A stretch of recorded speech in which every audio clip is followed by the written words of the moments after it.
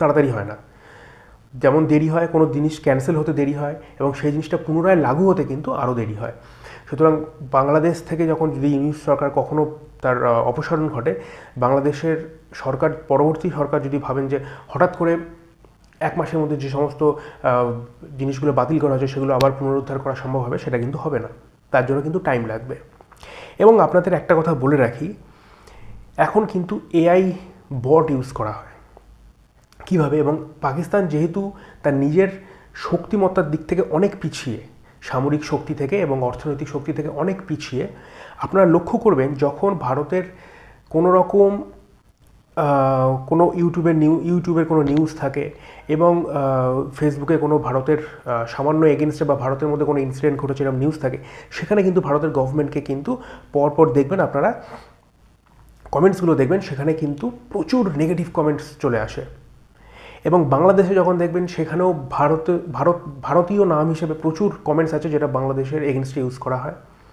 ভারতের কমেন্ট বক্সে দেখবেন বাংলাদেশের কিছু মানুষ তো আছেন ভারত বিরোধী, সেটা তাদের ব্যক্তিগত মতামত বা ব্যক্তিগত চয়েস, কিন্তু প্রচুর এরকম বট আপনি দেখবেন কমেন্টস ইউজ করা হয়। এগুলো কিন্তু জাস্ট শুধুমাত্র একটা এআই জেনারেটেড বা একটা সিস্টেম জেনারেটেড। এখানে কিন্তু সমস্ত ব্যক্তি কিন্তু যে ইন্ডিভিজুয়াল হিসেবে রয়েছেন, মানে এক্সিস্ট করছেন, তা কিন্তু নয়। এটা ম্যাক্সিমাম এই হাবটা রয়েছে পাকিস্তানের আইএসআই এটাকে চালান। সুতরাং এই জায়গাগুলো আপনারা যদি দেখেন তাহলে ভারতের নাশকতার ছকের কিন্তু একটা সম্ভাবনা রয়েছে। কারণ পাকিস্তান যেখানে ভারতের উত্তরে ছিল, সে কিন্তু এখন চলে এসছে ঠিক কলকাতার পাশে, পশ্চিমবঙ্গের পাশে, বাংলাদেশে।